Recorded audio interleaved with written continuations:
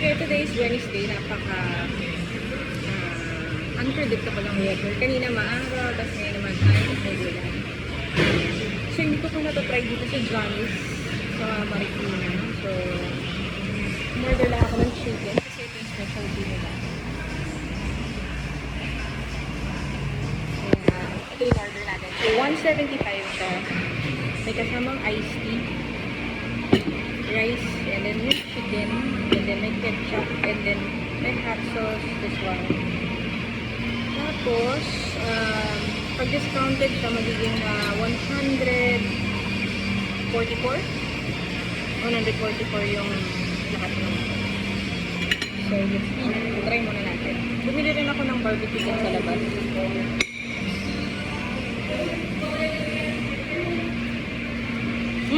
Okay. Malambot. Malasa.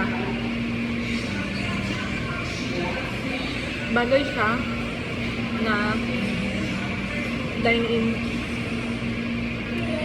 Para habang mainit, yung alat niya. Sakto yung alat niya.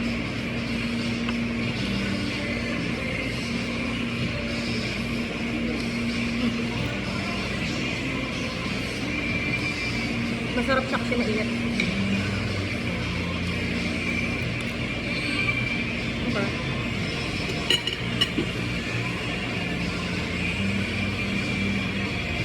Bumili ako ng bawal.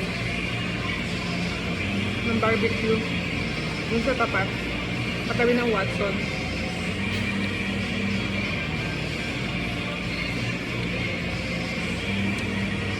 Chewy.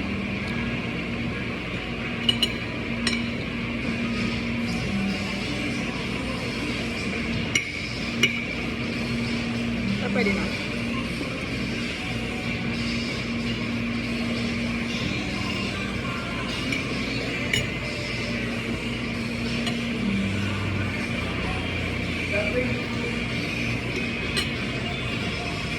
Ako lang ba yung naglalagay ng Knorr sa pangyan?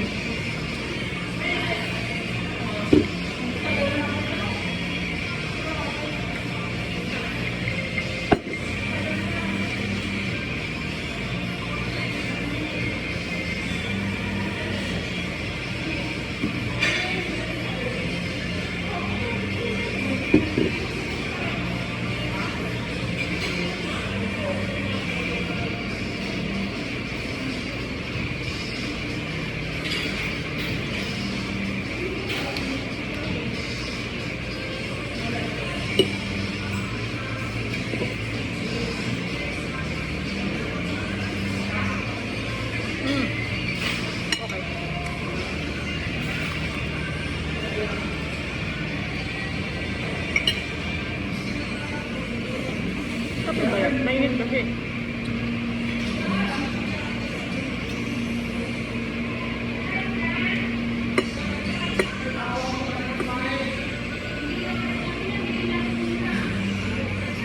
Tatanggal yung mga itim.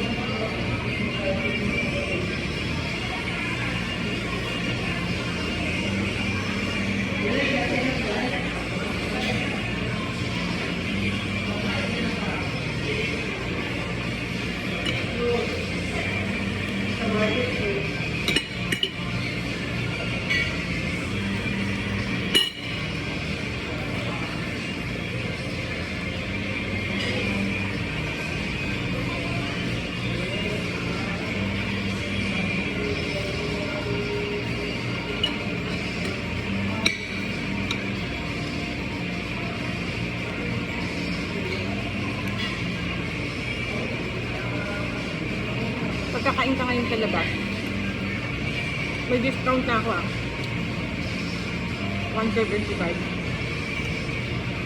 Dalawang barbecue, 20 siya. 40, di ba? So, 144 plus 40, 184 with discount. Pero kung hindi ka may discount, 200 plus. Isang kainan pa lang yan.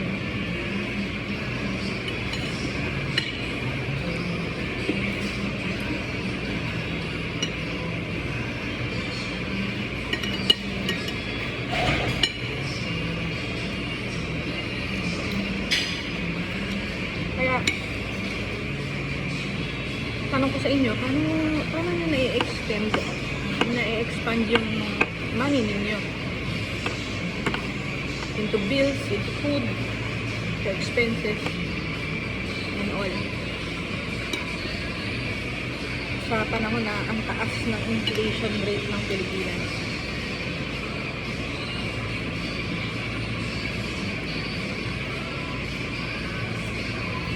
Comment.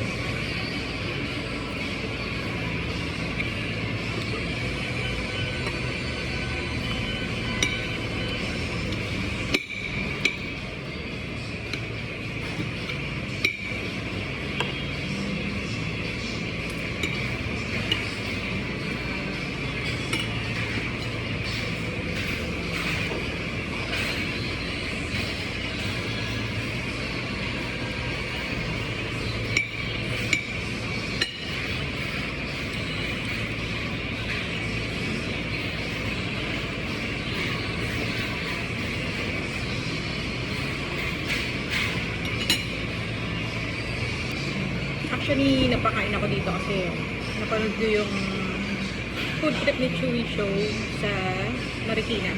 Kaya kahit dinadaan-daanan ko to dati, hindi ko to pinapansin. Pero ang dami palang nag-comment na taga Marikina na masarap nga daw dito yung chicken and yung chop suey. Pero hindi ko pa nag-try. Okay, finally naubos natin. Naubos natin yung chicken, yung dalawang barbecue, yung rice, and yung iced tea. Bali, okay naman siya, lalo na kung mainit. Masarap kumain ng mainit yung chicken. Malasa naman siya hanggang luto. And compared din sa mga breaded chicken na nabibili natin, yung mga sa Kanto style chicken. So, okay naman. Okay naman for me. Tapos naka-aircon ka ba? May electric pa. May table. Hindi nila langaw. May sarili kang space habang kumakain. Yun yung binayaran mo dun sa 175. Pwede na yun. Pwede na. So again, yung question natin is, how do you extend yung hard-earned money ninyo sa panahon na napakataas ng inflation rate dito sa Pilipinas? Comment. Thank you for watching.